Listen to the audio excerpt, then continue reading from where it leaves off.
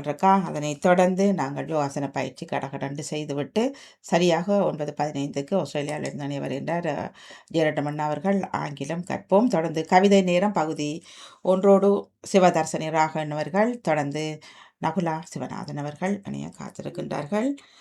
மாலை நேர நிகழ்ச்சியால் 6 மணிக்கு மன்னிக்க வேண்டும், முற்றத்து மலர்கள் முதலில் இடம்பெறுகின்றது. அதனைத் தொடர்ந்து மகரந்த சிதறல் இடம்பெற்றுக் கொள்ளும். எல்லோருக்கும் இனிய காலை வணக்கம். வாருங்கள். வணக்கம் பாணி. வணக்கம். மும்மத சிந்தனை நேரம். டேவிட் ஆண்டனி அவர்கள் உங்கள் சிந்தனையை தாருங்கள். ஒரு நிமிஷம்.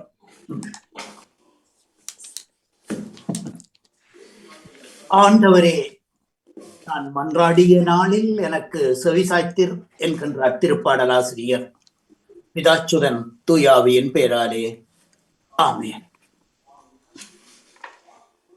அன்பு பாமுக உறவுகளுக்கு எனது காலை வணக்கம். உங்கள் குடும்ப நல உற்சாகத்திற்காக இறைவனை பிரார்த்தித்து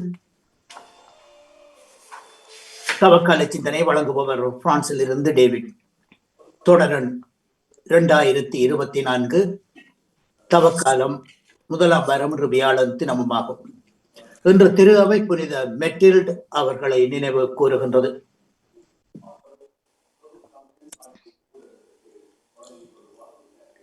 அந்த சத்தம் ஒன்று வருகின்றது, அதை தயவு செய்து நிப்பாட்டிவிட சொல்லுங்கள். சிந்தனைக்கு இத்தவக்காலம் மீட்பின் காலம், ஒப்புரவின் காலம், பாவ மன்னிப்பின் காலம், மனமாற்றத்தின் காலம், பாவத்தை விட்டு விலகி பரிசுத்தமாய் வாழ பரலோக தந்தை அழைக்கும் காலம். இந்த காலத்தை உணர்ந்து தெளிந்து ஏற்று இறைவன் வழி வாழ்வோம். உன்னத விண்ணக தந்தையை நாம் காண்போம்.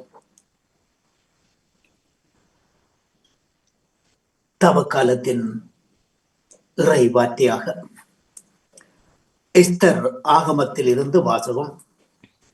சாவுக்குரிய துன்பத்தில் துடித்த எஸ்தர் அரசி ஆண்டவரிடம் அடைக்கலம் புகுந்தார்.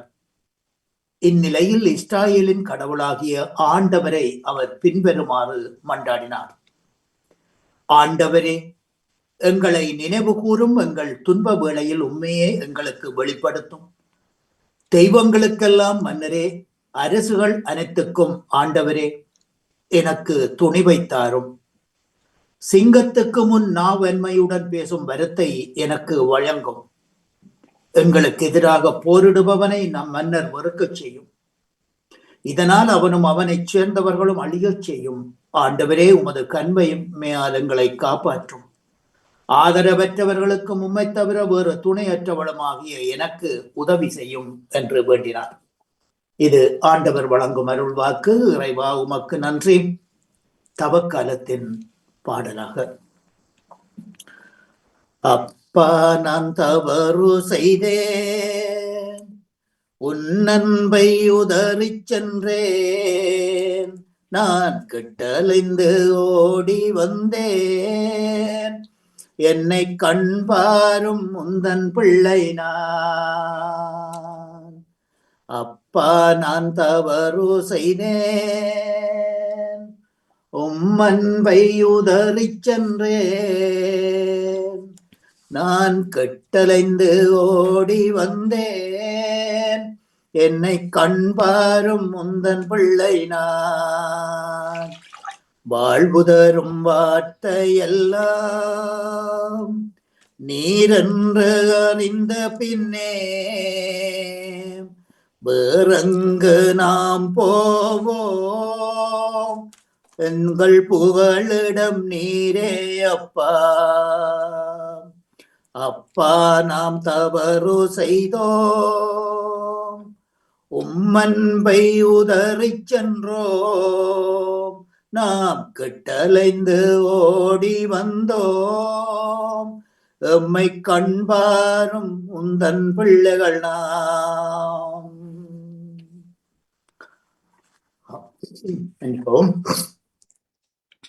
வாழ்த்தொலியாக ஆயந்தன் மந்தையை காப்பது போல ஆண்டவர் நம்மை காத்திடுவார்.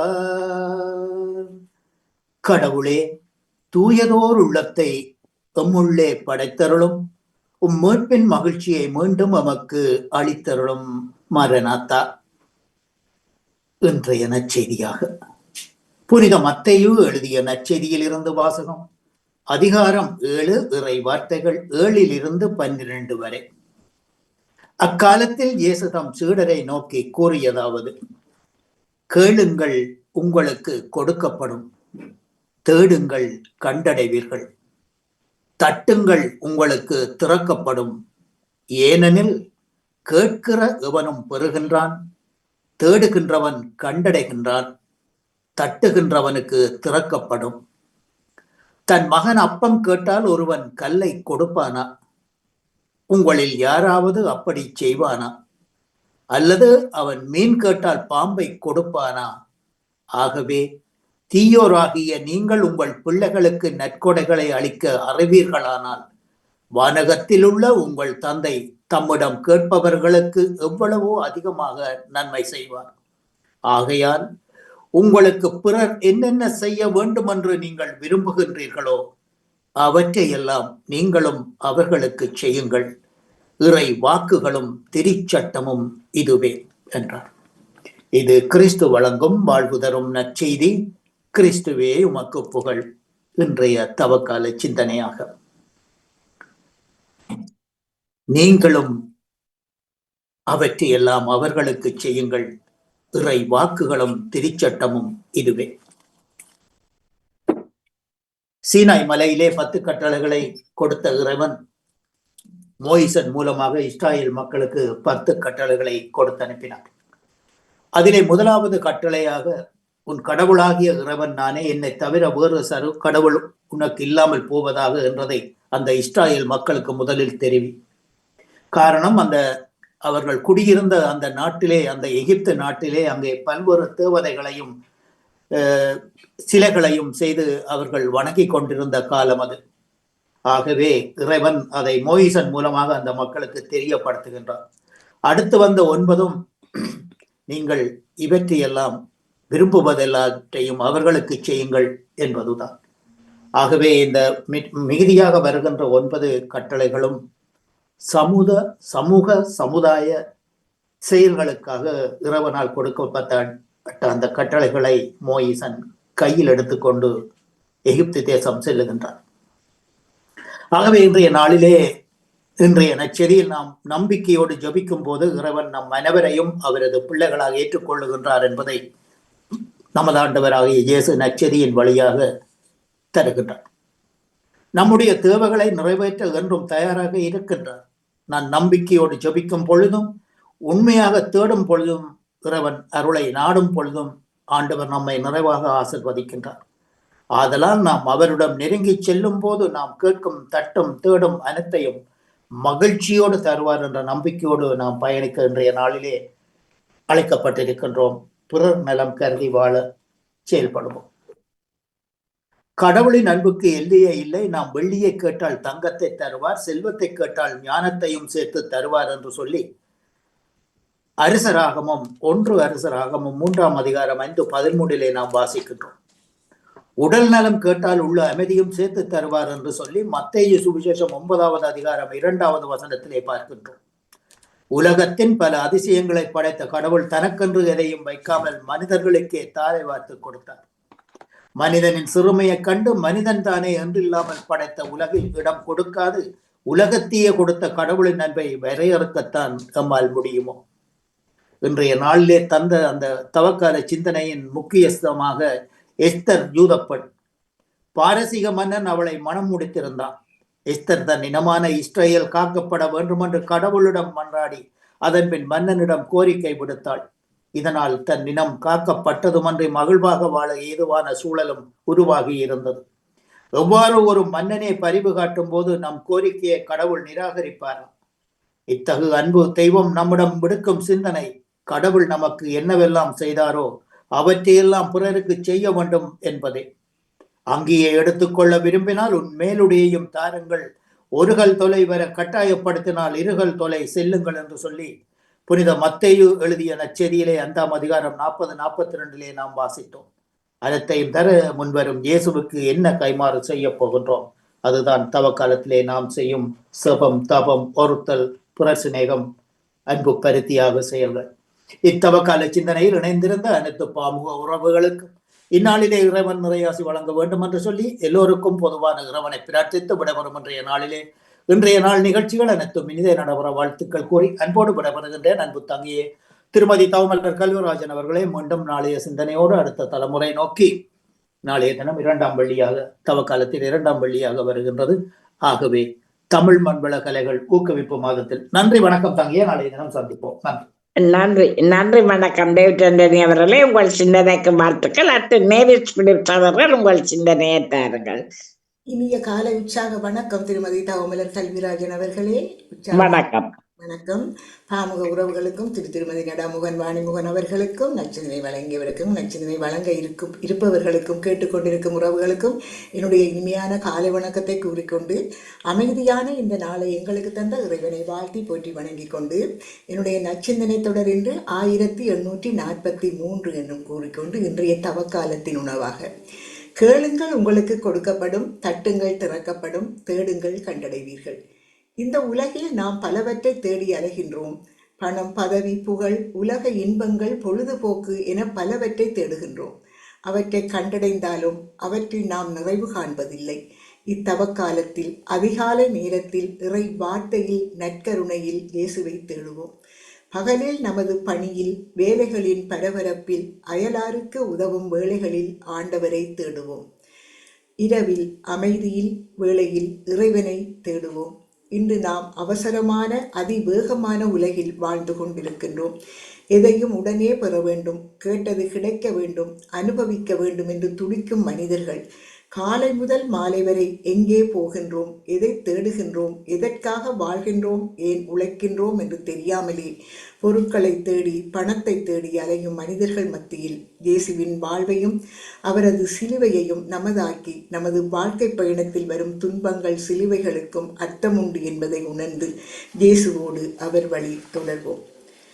கல்வாரி பாதையில் 5ஆம் நிலை. பரமனுக்கு உதவிய பாமரன். இயேசுவின் சிலுவையை சுமக்க சீமோன் உதவுகின்றார். திவ்ய இயேசுவே, உம்மை ஆராதித்து வணங்கி உமக்கு நன்றியறிந்த தோத்திரம் கூறுகின்றோம். அது ஏனென்றால் உமது பாரமான திருச்சிலுவையை கொண்டு உலகை மீட்டு ரட்சித்தீரே சுவாமி. இடையில் மரித்தால் என்ன செய்வது என்றது யூதர் குலம். பின் சிலுவை மரணம் என்னாவது என்பது ஓர் பயம். தன்வழி சென்ற மனிதனை பிடித்து சிலுவையை மாற்றிவிட்டார். அவன் சிறிதே தூரம் சிரமப்பட்டு சிலுவையை தூக்கி வந்தான். சாலையோர கற்கள் நிற்கும் அவன் சுமையை இறக்கிடவே, நீ கல்லை காட்டிலும் உயர்ந்தவன் அன்றோ, பிறர் சுமை சுமப்பாயா? நான் சிலுவை சுமந்தது போல் ஒவ்வொரு மனிதனும் அவனுடைய சிலுவையை சுமக்க வேண்டும் என்பதை சீமோன் வழியாக எங்களுக்கு உணர்த்திய இயேசுவே, பிறர் யாராவது அவரவர் வேதனைகளையும் கஷ்டங்களையும் எங்களிடம் பேசத் தொடங்கும் போதே எங்களை ஏதாவது உதவி செய்ய சொல்வார்களோ என்று விலகியோட நினைக்கின்றோம். ஆனால் நாங்கள் துன்பப்படும் போது பிறர் பங்கு கொள்ளவில்லையே என ஆதங்கப்படுகின்றோம். பாலை நிலத்தில் இருக்கும் பாறைகள் கூட தன் நிழலில் தேரைகள் வாழ இடம் தருகின்றது. பாறையை விட இறுக்கமான எங்கள் இதயங்களில் பிறரன்பு ஊற்றி பொங்கச் செய்யும் இறைவா. அன்பரும் நண்பரும் சீடரும் எங்கே, நோய் குணமாகி மீண்டவர் எங்கே, உயிர் தருவேன் என்ற சீடரும் எங்கே, சிலுவையை சுமந்தார் சீமோன் எங்கே. எங்கள் பேரில் தயவாயிரும் சுவாமி, எங்கள் பேரில் தயவாயிரும். மரித்த விசுவாசிகளுடைய ஆன்மாக்கள் உமது இரக்கத்தினால் என்றும் நித்திய சாந்தி அடைவார்களாக என்று வேண்டிக் கொண்டு, உங்களுக்கும் இந்த அதிகாலை பொழுதினிலே இந்த இறை வேண்டலுறை சிந்தனையில் இணைந்திருக்கின்ற எல்லோருக்கும் இந்த நாள் இனிய நாளாக மலர்ந்து எல்லோரும் நலமாக மகிழ்வாக வாழ வேண்டும் என்று வேண்டிக் கொண்டு, வேண்டுதல் கேட்கும் இறைவன் எங்கள் வேண்டுதலையும் நிச்சயமாக கேட்பார். எங்களுக்கும் அவர் உதவி புரிவார். அதே நேரத்தில் நாங்களும் மற்றவர்களுக்கு உதவி புரிய விரைந்தோடுவோம் என்று கூறிக்கொண்டு, தாயை மண்ணின் மக்களையும் இந்த நேரத்தில் பிரார்த்தித்துக் கொண்டு, அவர்களுக்காக பிரார்த்தித்துக் கொண்டு உங்களிடம் நண்பாக விடைபெறுகிறேன். திருமதி தவமலர் கல்விராஜன் அவர்களே, வாணிமுகனை வரவேற்றபடி நன்றி, வணக்கம். நன்றி வணக்கம் நேவிஸ் பிலிப்ஸ் அவர்களே, உங்கள் சிந்தனைக்கு வாழ்த்துக்கள். அடுத்து ராஜினி அல்போன்ஸ் அவர்கள் உங்கள் சிந்தனையை தாருங்கள். மாணவர்களுக்கும் கோமலர் அவர்களுக்கும் அனைவருக்கும் வணக்கம். வணக்கம். அன்பின் நிறைவா, பலவீனமான உள்ளம் கொண்டவர்களாக நாம் இருக்கின்றோம். உம்மகன் இயேசு எங்களுக்காக நமக்காக பாடுபட்டார். அந்த அடையாளத்தை நாம் உணர்கின்றோமா?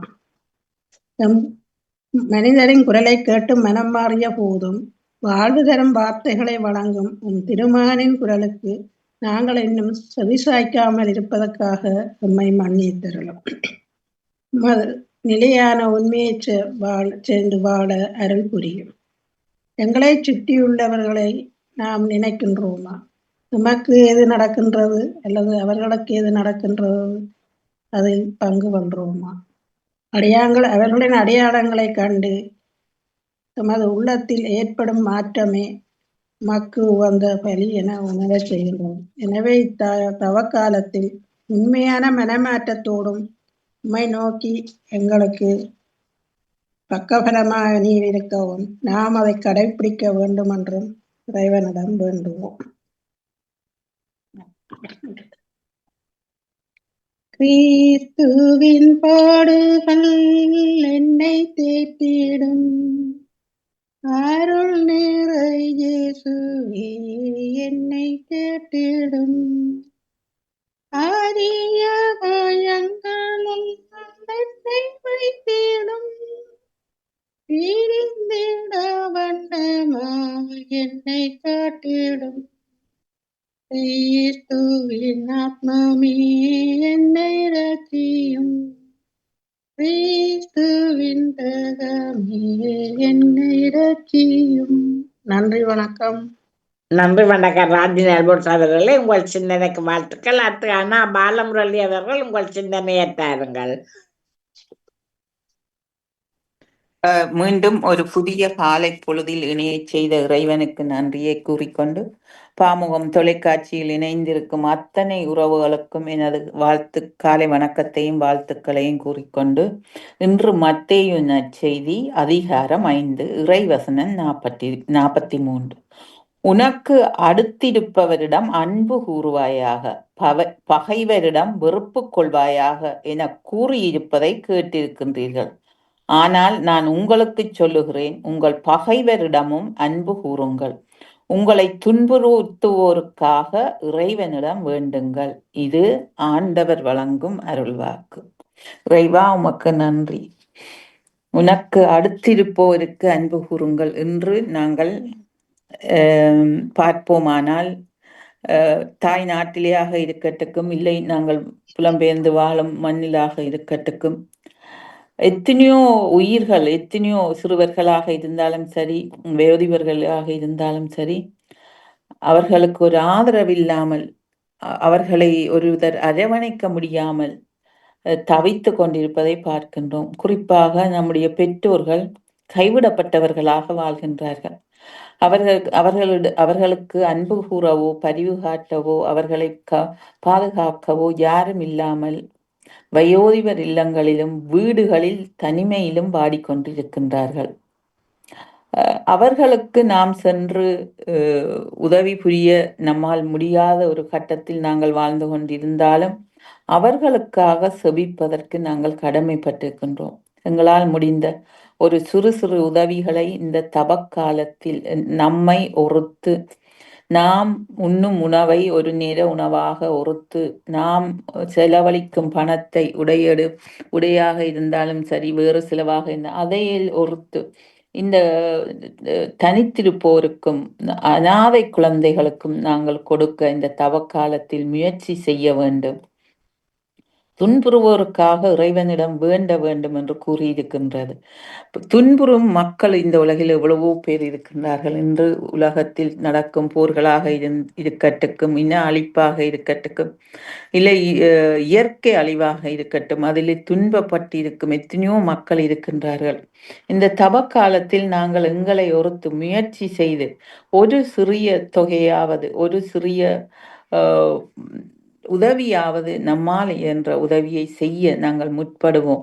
இயேசு நமக்காக என்ன செய்தார் என்று நாங்கள் நினைத்து நாம் மற்றவர்களுக்காக என்ன செய்வோம் என்பதை நாங்கள் நினைப்போம் என்று கூறிக்கொண்டு இந்த நாளை தந்த இறைவனுக்கு நன்றியை கூறி இயேசுக்கே புகழ், இயேசுக்கே நன்றி, மரியே வாழ்க. நன்றி, வணக்கம். நன்றி, வணக்கம். ஆனா பாலமுரளி அவர்களே, உங்கள் சிந்தனைக்கு வாழ்த்துக்கள். அடுத்தது ஜேம்ஸ் அல்சன் அவர்கள், உங்கள் சிந்தனையை தாருங்கள். எல்லோருக்கும் நிறைந்த வணக்கம். வணக்கம். திரையிலே இசைந்து நிற்கின்ற நெவிஸ் பீரிஸ் பத்மினி அவர்களுக்கும் Galaxy A345G என்று இருக்கிறது. ஆனா அவர்களுக்கும் ராஜினி அல்போன்ஸ் அவர்களுக்கும் விஜிதா அம்மா அவர்களுக்கும் டேவிட் ஆண்டனி இசைந்து சிவசோதி நித்யானந்தன் அவர்களுக்கும் இதனை காத்து வருகின்ற வாணிமோகன் அவர்களுக்கும் நெறிப்படுத்துகின்ற தவமலர் கல்விராஜன் அவர்களுக்கும் வாழ்த்துக்கள் கூறுகின்ற நேரம். இன்றைய செய்தி பகிர்வு. ஒருவர் ஒருவருக்கு கொடுக்கின்ற பகிர்வை இன்றைய நிகழ்வாக பார்க்கின்றோம். ஒவ்வொருவர் சொன்ன விடயமும் அயலாருக்கு உதவும் வேளை நாம் இறைவனுக்கு உதவுகின்றோம் என்று. இயேசுவுக்கு கூட உதவி செய்யலாம், சீமோன் உதவி செய்கின்றார். அப்படிப்பட்ட இறைவனுக்கு கூட நாம் உதவலாம். எவ்வாறு? கிறிஸ்தவம் இல்லை, சைவம் இல்லை, இஸ்லாம் இல்லை, இதையெல்லாம் தாண்டி மனிதம் நேயம் கொண்ட இறையாட்சி இருக்கிறது. இந்த இறையாட்சியிலே ஒருவருக்கொருவர் உதவும் போது நாம் இறைவனுக்கு உதவுகின்றோம். இறைவன் எமக்கு உதவுகின்றார். ஒரு கடைக்காரர் இருக்கின்றார். அந்த கடைக்காரர் என்ன செய்கின்றார் என்றால், காலை வேளையிலே 6 மணிக்கே கடையை திறந்து விடுகிறார். அவருடைய பிள்ளைகள் மனைவி பேசுகின்றார்கள். 10 மணிக்குத்தான் சாதாரணமாக எல்லோரும் கடை திறக்கிறார்கள். எல்லோரும் அங்கே வருகின்றார்கள் கடைக்கு. அப்பொழுதுதான் ஆட்கள் அங்கே வருகின்றார்கள். நீங்கள் 6 மணிக்கு போயே கடையிலே நிற்கின்றீர்கள் 2 ரூபாய்க்கு துவாய் விற்கிறதுக்கு. அப்பொழுது அவர் சொல்லுகின்றார், நான் 2 ரூபாய்க்குத்தான் துவாயை விற்கின்றேன். துவாய் சாதாரண நேரத்திலே விற்கின்ற விலையும் அதுதான், இப்பொழுது விற்கின்ற விலையும் அதுதான். ஏனென்றால் அந்த வேளையிலே அந்தரப்பட்டு ஓடி வருபவர்களுக்கு நான் இந்த துவாயை கொடுக்கின்றேன். ஏன்? ஆண்டவன் என்னை ஒரு வியாபார தலத்தை தந்து வியாபாரம் செய்ய வைத்து இத்தனை பேரையும் காத்திருக்கின்றான்.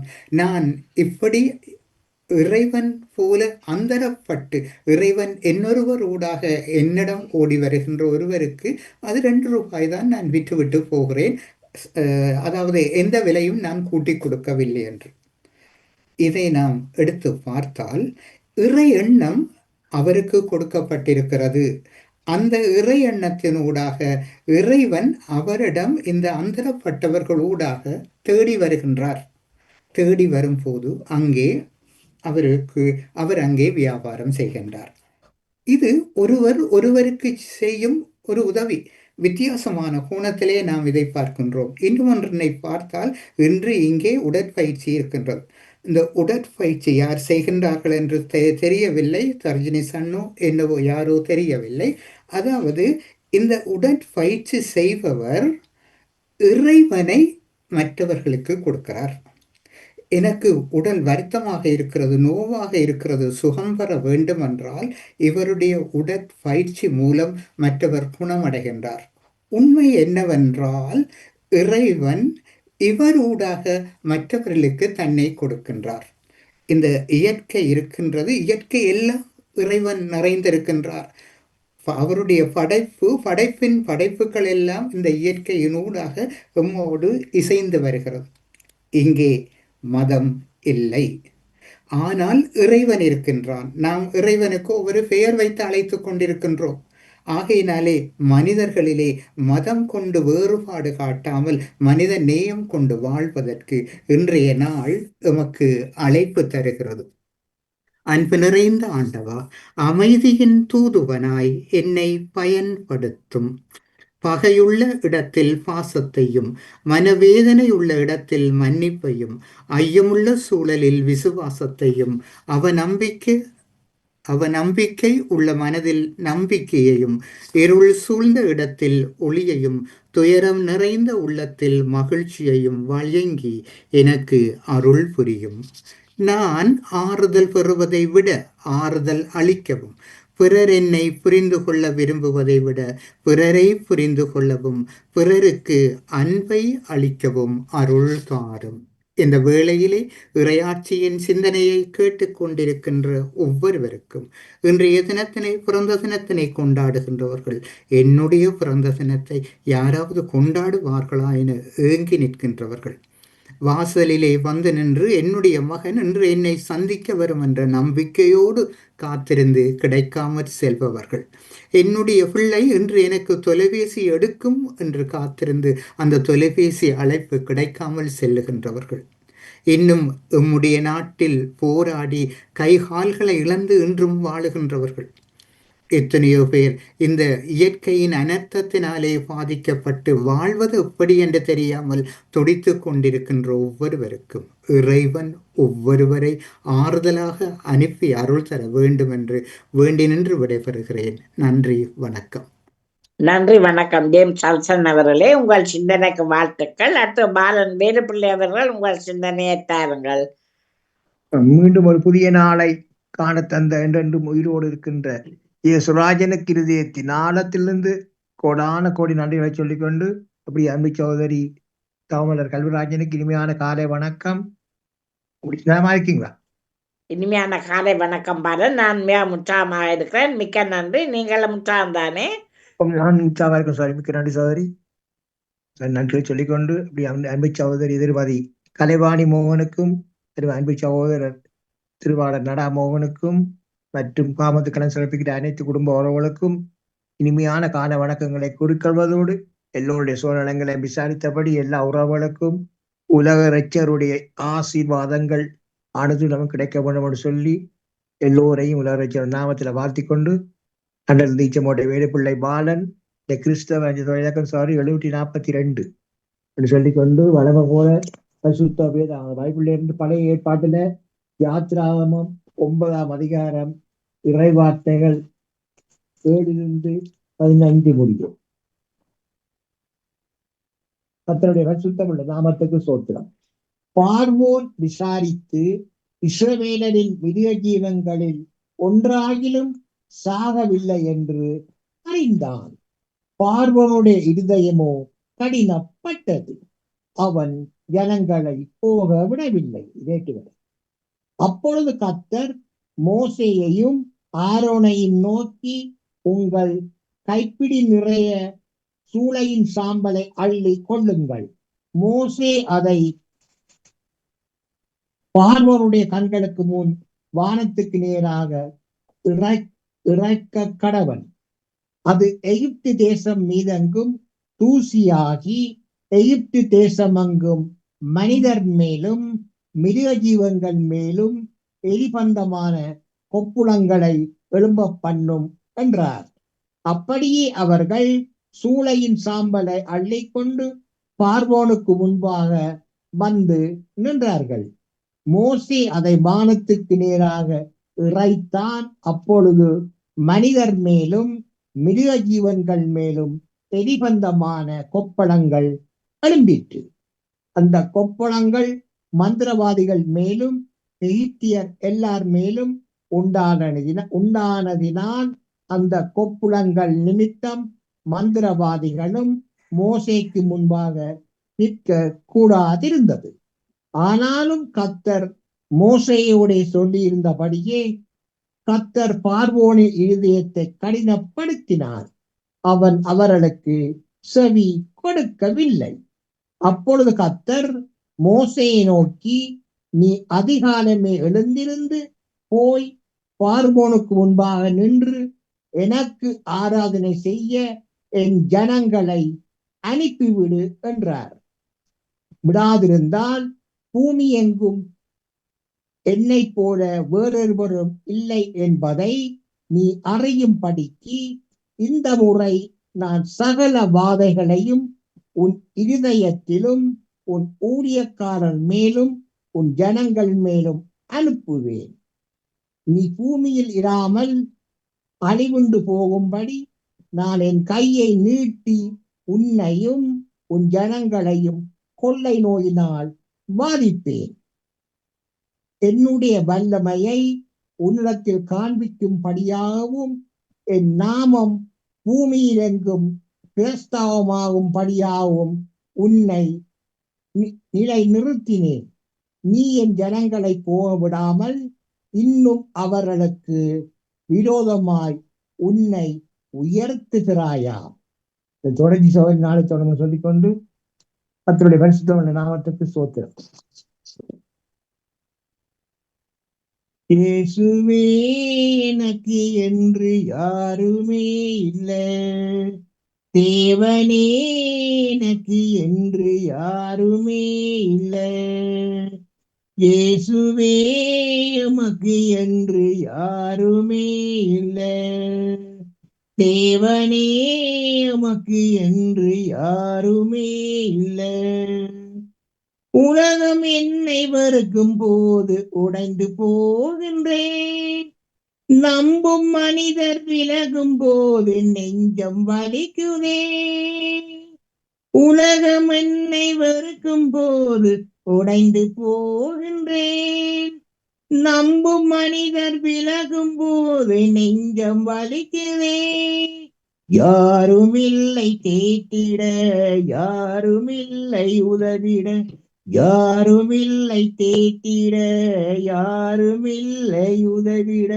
பாரும் இயேசுவே, என்னை பாரும் இயேசுவே, கையை பிடிச்சிட்டு என்னை நடத்தும் இயேசுவே. பாரும் இயேசுவே, உம்மை பாரும் இயேசுவே, உம் கையை பிடிச்சிட்டு உம்மை நடத்தும் இயேசுவே. அன்பான இயேசுராஜனுக்கு முன்னும் கொடான கொடு சொல்லிக்கொண்டு, தகப்பனே பிள்ளைகள் பிரியான மார்க்கமாக எந்தெந்த வாகனங்களில் வழியில் சென்று கொண்டிருக்கிறார்களோ மற்றும் செல்ல இருக்கின்றார்களோ மற்றும் எந்தெந்த இடங்கள் இருக்கின்றார்களோ எல்லா இடங்களிலும் இயேசப்பா உங்களுடைய தூதரை அன்னைக்கு நீங்கள் ஒவ்வொரு ஆத்துமாக்களையும் பேர் பேராக பாதுகாத்து கவனிக்க ராஜா. அப்படியே நீங்கள் பாதுகாத்து வருகிறாம். இந்த நாளில் தூதருடைய பிரசன்னம் பாதுகாப்பா அவனிடத்து கொண்டிருப்பதற்காக கொடான கோடி நன்றி ராஜா. தொடர்ந்து கூடவே ஆசிர்வதிங்க, அவனிடத்துங்க பாதுகாத்துக் கொள்ளுங்க. சோத்திரம் சோத்திரம். மற்றும் தகப்பனே உலக ரீதியில் அனைத்தினாலும் போரினாலும் மற்றும் கொடிய நோயினாலும் மரித்த அத்தனை ஆத்மாக்களுக்கும் நித்திய இழைப்பாறுதலை கொடுத்து அவர்களுக்கு ஆத்மா சாந்தியை கொடுங்க. ஆத்மாவில் சாந்தியை கொடுத்து அண்டையில அப்பா அவருடைய ஆசீர்வதிங்கராஜ், ஆசீர்வதிங்க, ஆத்மா ஆசீர்வதிங்கராஜ். இதுக்காக நன்றி சொல்லும் தகப்பன். மற்றும் தகப்பனே பாமோத்தின் அதிபர் குடும்ப கைட்டி செய்யும் சகலவற்றையும் அனுத்தினம் அவர்களை ஆசீர்வதித்து அவர்களை பலப்படுத்தி அவருடைய செல்லுமிடமெல்லாம் அவருடைய கூடவே இருந்து அவர்களை பாதுகாப்பாக வழிநடத்த வேண்டும் என்று இயேசுப்பாவிடம் எடுத்து கொண்டு சாதி உறவர்றேன். நன்றி, வணக்கம். நன்றி, வணக்கம். பாலன் வேலுப்பிள்ளையவர்களே, உங்கள் சிந்தனைக்கு வாழ்த்துக்கள். அடுத்து தியானதேசன் அவர்கள் உங்கள் சிந்தனையை தாருங்கள். காலை உற்சாக வணக்கம். சிவபாலனி சகோதரர் கல்விராஜன் அவர்களுக்கும் வணக்கம். கலைவாணி மோகனர்களுக்கும் நடாமோகனுக்கும் அனைத்து பாமர்களுக்கும் வணக்கம். நான் ஜெயமந்தி தியானதேசன். இன்று தவக்காலத்தின் முதலாம் வாரத்தின் 4ஆம் நாள் வியாழக்கிழமை. எனது ஆக்கம் 916. கிறிஸ்தவ சிந்தனை 4ஆம் நிலை. அரவணைக்கு மன்னையின் தோழமை. அம்மாவின் உடனிருப்பும் அவளின் ஊக்கமும் எல்லா குழந்தைகளுக்கும் ஒரு விளக்கமில்லாத வீரத்தை ஊட்டி விடுகின்றது. இயேசு இந்த மனித நியதிக்கு விதி விலக்கல்ல. இயேசுவின் பணிவாழ்வில் மரியன்னைக்கு ஒரு மகத்தான இடம் உண்டு என்பது விவிலியம் சுட்டிக்காட்டும் விளக்கமான உண்மை. கிறிஸ்து நம்பிக்கை கொண்டவர்கள் அன்னமரியாளர் அன்பர் பாராட்டுவதற்கு இதுதான் அடிப்படை காரணம். இயேசுவை வயிற்றில் சுமப்பதற்கு முன் கடவுளின் திட்டத்தை மடியில் சுமந்தவர் மரியன்னை. இயேசுவை பெற்றெடுத்தால் தான் சிறப்பு பெற்றார் என்பதை விட கடவுளுக்கு ஏற்புடையவராக இருந்ததால் தான் இயேசுவை பெற்றிடம் பாக்கியம் பெற்றார். மரியாள் தன் மகனின் வாழ்வோடு ரெண்டரை கலந்திருந்தார். பணிவாளில் பக்கத்துணையாயிருந்தார். இயேசுவின் முன்னணி செயல்களுக்கு கருத்துக்கு இடமில்லை. செயல்களுக்கு மரியன்னை என்பதில் மாற்று கருத்துக்கு இடமில்லை. தாயை போல பிள்ளைங்கிற தவறான வார்த்தைக்கு தரமான எடுத்துக்காட்டாக மரியாள் இருந்தார். தன் மகன் சிறுவியோடு வழியில் வருவதைக் கண் அந்த வீரத்தாய் வேதனையில் வீழ்ந்திருப்பார். தான் கருவில் சுமந்த குழந்தை தன் முன்னே கொடுமைப்படுத்தும் காட்சியை எந்த தாய்தான் பொறுத்து கொண்டிருப்பார். ஆனாலும் அவ அலட்டிக் கொள்ளவில்லை. இறையாட்சி அமைக்க இதுதான் இறைவனின் திட்டம் என உணர்ந்து தெளிந்து அமைதி அடைகின்றார். தனது தாய்ப்பாசமான லட்சிய தளத்தை திசை திருப்பி விடக்கூடாது என்பதில் திடமாக இருந்தார். அக்காலத்திலும் சரி இக்காலத்திலும் சரி தாய்மையை பாடாத கருவி தாய்மையை பற்றி பாடாத கவிஞர்களே இல்லை. தாயின் அன்புக்கு இந்த தரணியில் உபவிகள் இல்லை. அத்தகைய தாய்மை என்று தடம்புரல் நிலைமையை பார்க்கின்றோம். பிள்ளைகளை பெற்றெடுப்பதோடு தாயின் கடமை தீர்ந்து விடுவதில்லை. பிள்ளைகளின் செயல்களில் தாய்க்கும் தனியிடம் உண்டு. தங்கள் கடமையை தட்டி கிளைக்கும் தாய்மார்கள் பிள்ளைகளின் பெறுவர்களை கண்டுகளிக்க மாட்டார்கள். கல்வியை மட்டும் கொடுத்து புத்தக பூச்சிகளை உருவாக்காதீர்கள். மனிதாபிமான சிந்தனை அந்த சின்ன இதயங்களில் பதியுங்கள். அல்லது உங்கள் குழந்தைகளை இன்னொரு ரூபாவாக மாறிவிடும். அம்மாக்களே, இயேசுவின் அம்மாடமிருந்து கொஞ்சம் கற்றுக்கொள்ளுங்கள். அறைக்குள் அடைக்கப்பட்ட பொம்மைகளாக உங்கள் குழந்தைகளை வளர்க்காதீர்கள். நாட்டுக்கும் வீட்டுக்கும் ஏற்ற நன்மக்களாக அவர்களை வளருங்கள். பள்ளி பாடங்களை படிப்பதோடு மட்டும் அவர்களை மட்டுப்படுத்தாது. வகுப்புக்கு வெளியே அவர்கள் வாழ்க்கையும் படிக்க வேண்டும். சுபம்.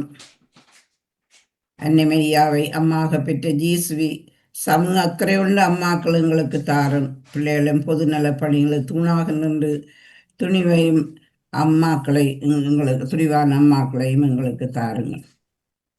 யாரிடம் செல்வோம் இறைவா, வாழ்வு தரும் வார்த்தையெல்லாம் உம்மிடம் அன்றே உள்ளன. யாரிடம் செல்வோம் இறைவா, இறைவா, இறைவா, இறைவா. நன்றி, வணக்கம். தாமல கல்விராஜன். நன்றி, வணக்கம் ஜானடேசன் அவர்களே. உங்கள் சிந்தனைக்கு வாழ்த்துக்கள். அடுத்து வஜிதா முகமது அவர்கள் உங்கள் சிந்தனையை தாருங்கள். வணக்கம் அக்கா, நலமாக இருக்கிறீர்களா? நலமாக இருக்கிறேன் வஜிதா, மிக்க நன்றி. நீங்களும்? நலமாக இருக்கின்றேன், நலமாக இருக்கின்றேன். அவர்கள் அனைவரின் சிந்தனைக்கும் வாழ்த்துக்களை கூறிக்கொண்டு, இஸ்லாமிய மார்க்கம் கூறும் கடமைகளில் நாங்கள் பல விடயங்களை பார்த்திருந்தோம். இன்று பிள்ளைகள் பெற்றோருக்கு செய்யும் கடமைகள், பெற்றோர்களுக்கு கடமைகள் இருப்பது போல பிள்ளைகளுக்கும் கடமைகள் இருக்கின்றன. அந்த கடமைகளை எவ்வாறு இஸ்லாமிய மார்க்கத்தில் சொல்லப்படுகிறது என்றால், பெற்றோர்களுக்கு பணிவுடனும் மரியாதையுடனும் நடந்து கொள்ள வேண்டியது என்றும் அவர்களை கடிந்து கொள்ளாமல் இருப்பதும் கட்டாயப்படுத்தப்படுகின்றது. பெற்றோர்களை கவனிப்பது விருப்பத்தின் தேர்வு அல்ல என நபிகள் நாயகம் ஸல்லல்லாஹு அலைஹி வஸல்லம் அவர்கள் சொல்கின்றார்கள். 5 பிள்ளைகள் இருக்கிறது, பெற்றோர் இருக்கிறார்கள், 5 பேருக்கும் அந்த கடமை இருக்கிறது. நீ மூத்த அண்ணாட்டான் இருக்கணும், மற்ற ராத்தாட்டான் போய் இருக்கணும், தங்கச்சிட்டான் போகின்ற பெற்றோர்களை பந்தாடுவது ஹராம் என்று சொன்னால் விளக்கப்பட்டதாக சொல்லப்படுகின்றது. என்னென்று சொன்னால், சிறு வயதில் உங்களை எவ்வளவு சந்தோஷமாக எவ்வளவு கஷ்டங்களுக்கு மத்தியில் பெற்றோர்கள் நம்மளை வளர்த்தார்களோ, அதுபோல முதிய வயதை அடைந்தவுடன் நாங்கள் பெற்றோர்களை கவனிப்பது கட்டாயமாக இருக்கும். அப்ப இந்த காலத்தில நாங்க சொல்றோம், நாம் வெளிநாட்டில் இருக்கிறோம், பெற்றோர்களை பார்க்கலன்னு சொல்லிக்கிட்டு நானும் இருக்கின்றேன். நாங்க அப்படி செய்தோமா என்பது கேள்விக்குறிதான். அது மன்னிக்க முடியாத பாவமாக கருதப்படுகின்றது. சந்தர்ப்ப சூழ்நிலை என்று சொல்வதற்கு ஒன்றுமில்லை. ஆனால் இஸ்லாமிய மார்க்கம் சொல்லுது, அதிலிருந்து நீங்க செய்தது பெரும் பாவம் என்று சொல்லப்படுகின்றது. பெற்றோர்களிடத்துல எப்படின்னு சொன்னா, அவர்கள் 2 பேர்கிட்டையும் அவர்கள் வயசான போனதுக்கு பிறகு அவர்கள பேச்சு வழக்கில எல்லாம் நம்மளுக்கு இந்த முரண்பாடுகள் ஏற்படும். இப்ப நாம சொல்றதை செய்யாம இருப்பார்கள், அல்லது நாம விரும்புற மாதிரி செய்யறதெல்லாம் வித்தியாசமாக இருக்கும். அந்த நேரத்துல நாம கடிந்து கொண்டு அவர்களுக்கு ஏசிட்டு எல்லாம் போகக்கூடாது. நாங்க அதை சகித்து கொண்டு போகக்கூடியவர்களாக இருக்க வேண்டும். ஏனென்று சொன்னா, இப்ப நாங்க குழந்தை பிள்ளையா இருக்கும் போது எங்களை நித்திரையில கூட அவர்கள் முழிச்சு எங்களை எவ்வளவு கஷ்டப்பட்டு வளர்த்திருப்பார்கள். அவர்கள் நினைத்திருந்தா எங்கேயாவது கொண்டு போய் ஒரு பராமரிப்பு நிலையத்துல எங்களை கொண்டு கொடுத்திருக்கலாம். ஆனா நாங்க அவர்கள் கொடுக்கவில்லை, அவர்கள் வளர்த்திருக்கிறார்கள். ஆனால் நாங்கள் என்ன செய்கிறோம், வயோதிப கொண்டு பெற்றோர்களை கொடுக்கிறோம். இஸ்லாமிய மார்க்கத்தில் வயோதிப மரம் ஹராம் என்று சொல்லப்படுகின்றது. அது அது என்ன காரணத்துக்காக அந்த வயோதிப மரங்கள் இப்பொழுது செய்யப்பட்டிருக்கிறது, அது தவிக்க முடியாத ஒன்று என்று சொல்லப்படுகின்றது. அதுல கவனமாக இருக்க வேண்டும். ஆனா அதே போல உமர் அலி அவங்களோட காலத்துல, அப்துல்லா இப்ரோ உமர் அலி அவர்களின் காலத்தில் ஒருவர் ஈராக் நாட்டிலிருந்து தனது தாயை மதீனாவுக்கு ஹஜ் செய்வதற்காக சுமந்து கொண்டு வருகின்றார். அது இந்த 2500 கிலோமீட்டர் தூரமான தூரம். அப்ப அதை இவர் கண்டு கொண்டு சொல்கின்றார், நீ சுவனத்தின் வாசலில் இருக்கின்றாய் என்று சொல்கின்றார். அப்படின்னா பாருங்க, அந்த தாய அது உனக்கு கடமை இல்லை, அந்த தாயே நீ பார்ப்பதே ஹஜ்ஜுக்கு போனதாக கருதப்படுகின்றது. அதை நீ சுமந்து கொண்டு அவட ஆசையை நிறைவேற்றுவதற்காக தோல்ல சுமந்து கொண்டு, கூடையில வச்சு சுமந்து கொண்டு வராராம் அந்த வயதான தாய, அந்த மலைகள்ல அந்த காட்டு இதுல தூக்கி கொண்டு. ஆனா அந்த அந்த பார்ப்பதே நீ ஹஜ்ஜுக்கு போனதுக்கான நன்மை கிடைக்கும், அதை விட நன்மை உனக்கு கூடுதலாக கிடைக்கும் என்று சொல்லப்படுகின்றது. அதே போல முகமது நபி ஸல்லல்லாஹு அலைஹி வஸல்லம் அவர்கள் காலத்துல ஒருவர் போருக்கு போறதுக்காக தனது வயதான தந்தை மரணித்து விட்டார், தாய் மட்டும் இருக்கின்றார். தாய என்ன செய்யறாருன்னா, பக்கத்துல பாருங்கன்னு சொல்லி போட்டு போருக்காக இவரும் வருகின்றார். என்னன்னு சொன்னா, அந்த போர்ல கலந்து கொண்டு அந்த மரணம் அடையவர்களுக்கு ஜிஹாத் சுவனம் நேரடியாக கிடைக்கும் என்ற ஒரு ஐதீகம் இஸ்லாமிய மக்களிடத்தில் இருப்பதற்காக அவர் வருகின்றார். வந்த நேரம் யாரோ சொல்கின்றார், இவர் தாயை விட்டுட்டு வந்துட்டு நபிகள் நாயகம் அவங்களோட காதுல இந்த கதை போகுது. உடனே அவர் என்ன செய்தார், நீ போருக்கு வர வேண்டாம், நீ உனது தாயை போய் பார்த்துக்கொள் என்று திருப்பி அனுப்புகின்றார். அப்ப என்னன்னு சொன்னா, உனக்கு அந்த போருக்கு வந்த நன்மை உனக்கு தாயை பார்ப்பது கிடைக்கின்றது, பெற்றோர்களை பார்ப்பது கிடைக்கின்றது என்று அந்த திருப்பி அனுப்பி வைக்கின்றார். அப்ப எவ்வளவு அழகான வழிகளை எங்களுக்கு இறைவன் அந்த பெற்றோர்களை பார்ப்பதன் மூலமாக தந்திருக்கின்றார். இப்ப நாங்க என்ன செய்வோம்னு சொன்னா, பெற்றோர்களுக்கு அந்த ஒரு சின்ன ஒரு பிரச்சனை வந்தாலே நாங்க அவங்களோட முரண்படுகின்றோம். அதே போல சவுதி அரேபியாவில் ஒரு வழக்கு கொண்டு வந்திருந்தது. ஆச்சரியமாக அந்த நீதிபதி பார்த்திருந்தாராம், ஏன் இப்படி ஒரு வழக்கு வந்திருக்கின்றது என்று. 2 சகோதரர்களுக்கு தாய் இறந்து விட்டார், தந்தை மட்டும் இருந்தார். இருக்கும் பொழுது அண்ணனும் தம்பியும் அந்த வழக்குல முடிவு செல்ல முடியாமல் இருந்ததாம். என்னென்று சொன்னால், நான் வைத்துக் கொள்கின்றேன் தந்தையை, நான் வைத்துக் கொள்கின்றேன், என்னிடம் தான் 1 வருடமும் இருக்க வேண்டும் இந்த தந்தை என்று 2 பேரும் வாதாடி கொண்டிருந்தார்களாம். அப்பொழுது 6 மாதம் என்று அவர்கள் கேட்கவே இல்லையா. அப்ப நீதிபதிக்கு எப்படி தீர்த்து கொள்ள முடியவில்லை, ஏன் இப்படி நீங்க கஷ்டப்படுகின்ற, ஸ்வரத்துக்கான வழியை நாங்க எந்த வகையும் விட பெற்றோர்களை பார்ப்பதில் அந்த வழி இருக்கிறது என்று இந்த மார்க்கம் சொல்கின்றபடியா நாங்க இந்த பெற்றோரை தந்தையை நான் தான் பார்க்க வேண்டும் என்று மூத்தவரும் தந்தையை நான் தான் பார்க்க வேண்டும் என்று இளையவரும் வாதாடி கொண்டிருந்தார். அப்பொழுது இவருக்கு சொல்றார், 6 மாதம் இது பெற்றுக் கொள்ளுங்கள். அது ஒத்துக்கொள்ளவில்லை. உடனே தீர்ப்பு எவ்வாறு வழங்கப்படுகின்றால், நீங்கள் 2 பேரும் ஒரு இடத்தில் அந்த தந்தையை பார்த்துக் கொள்ளுங்கள் என்று அந்த தீர்ப்பு வழங்கப்படுகின்றது. பாருங்கள், நாங்க எங்க போகவும் தேவையில்லை, 5 நேரம் தொழ தேவையில்லை, சக்காத்து கொடுத்து கொண்டு நாங்க பேருக்கும் புகழுக்கும் வாழ்ந்து கொண்டிருக்கின்றோம். அதை விட எங்களோட பெற்றோர்களை நாங்க பார்ப்பதில் எங்களுக்கு சுவனம் அருகில் இருக்கிறது. சுண்ணத்தில் நாங்க ஓடுகின்றோம், காசு செலவழிச்சு மக்காக்கு போறோம், நோன்பு நோக்குன்றோம். அப்ப அதை விளவும் செய்துக்கிட்டு நாங்க பெற்றோரை கவனிக்காம விட்டோம்னா அது எல்லாமே வேஸ்டா போயிடும். அதுல எந்த நன்மையும் இல்லை. பெற்றோர்கள் குழந்தைகளை நாங்க பார்ப்பது போல பெற்றோர்களை பார்ப்பது எமது கடமை. நாங்க அது கடமையாக இருக்கிறது. நபி லுக்மான் அவர்கள் தனது மகனுக்கு இவ்வாறு அறிவுரை கூறுகின்றார், என் அருமை மைந்தனே, நீ அல்லாஹ்வுக்கு ஒன்றையுமே இணை வைக்காதே, அதே போல பெற்றோருக்கு நல்லபடியாக நடந்து கொள் என்று லுக்மான் நபி அவர்கள் தனது மகனுக்கான அறிவுரையை கூறியிருக்கின்றார். அதே போல நிறைய நபிமொழிகளும் சுவனத்துக்கான வழிகளை நீங்க தேடி ஓடாதீர்கள், பெற்றோர்களிடத்துல இருக்கிறது என்று சொல்கின்றார். அதுல ஒன்று சொல்கின்றார், சி என்ற வார்த்தையை கூட நீங்க சொல்லாதீர்கள் என்று சொல்லப்படுகின்றது. நாங்க அப்படியா பேசுகின்றோம் பெற்றோரை பார்த்தவன. வீட்டுக்குள்ள இப்ப நவீனத்தின் மூலமாக அந்த பெற்றோர்கள் பந்தாடப்படுகின்றார்கள். வீட்டுல வந்திருந்தா வறுமைங்க குறைச்சி வச்சுட்டு போகின்றோம். வீட்டை வந்தா காசு யார் கட்டுற, உனக்கு மருந்து செலவு வாங்க வேணும், அப்படியெல்லாம் நாங்க பேசக்கூடியதாக பெற்றோர்கள் காதுல வந்து விழுகின்ற இது இவ்வளவு கஷ்டமாக இருக்கின்றது. அந்த பெற்றோர்களை நாங்க பார்க்க வேண்டிய கடமை எங்களுக்கு நிறையவே இருக்கு. உபதேசத்துக்காக மட்டுமல்ல, உபதேசம் செய்வது லேசாக இருக்கு, நாங்கள் அதுல கவனமாக இருக்க வேண்டும். எத்தனை பேருக்கு அந்த பாக்கியம் கிடைத்திருக்கும், பெற்றோர்களுடைய வாழக்கூடிய பாக்கியம் இருக்க வேண்டும். அதே போல மரணத்தின் பின்னும் இஸ்லாமிய மார்க்கம் சொல்லுது பெற்றோர்களுக்கு நீங்க நன்மை செய்யலாம். ஏன்னு சொன்னா ஒவ்வொரு தொழுகையிலும் பெற்றோர்களுக்காக பிரார்த்தனை நாங்க செய்யப்பட வேண்டும். யா அல்லாஹ் எனது பெற்றோர்களுக்கு சுவனத்தின் வாசலை திறந்து அவர்கள் செய்த பாவங்களை மன்னித்து விடு என்று நாங்க பிரார்த்தனை ஒவ்வொரு தொழுகையிலும் அது செய்யப்பட வேண்டும். அதே போல சதக்கத்துல் ஜாரியா என்கின்ற நிலையான தர்மம் பெற்றோர்களாக செய்யப்பட வேண்டும். எப்படி என்று சொன்னா தர்மம் செய்கின்றோம், அந்த தர்மத்தில் 2 விதம் இருக்கு. நிலையான தர்மம், அன்றைக்கு கொடுக்குற சாதாரணமான தர்மம். நிலையான தர்மங்கள் வீடு கட்டி கொடுக்கிறது, டாய்லெட் கட்டி கொடுக்கிறது, மரம் நாட்டுதல், பாடசாலைகளுக்கு உதவி செய்தல், ஒரு குழந்தைக்கு கல்விக்கான உதவியை செய்தல் எல்லாம் நிலையான தர்மம். அது நாங்கள் மரணத்தின் பிறகும் எங்களுக்கும் கிடைக்கும், அந்த பெற்றோர்கள் பேராலையும் கொடுக்கப்படும். பெற்றோர்கள் மரணம் அடைந்த நாள் வந்தா அந்த நாளை நாங்க நினைவு கூறுவோம். அதற்காக நாங்க சாப்பாடு கொடுக்க வேண்டியது ஒன்றுமில்லை. ஒரு சதக்கத்துல் ஜாரியா கொடுக்கும்படி இஸ்லாமிய மார்க்கம் கூறுகிறது. ஒரு பிள்ளையை தத்தெடுத்து நீங்க படித்துக் கொள்ளுங்கள், அப்படியெல்லாம் சொல்லப்படுகின்றது. பெற்றோர்களுக்கான கடமை இருக்கின்றது என்பதை கூறிக்கொண்டு அடுத்த கிழமை இன்ஷா அல்லாஹ் வேறொரு கடமையோடு சந்தித்துக் கொள்ளும் வரை விடைபெற்றுக் கொள்கின்றேன். நன்றி, வணக்கம்.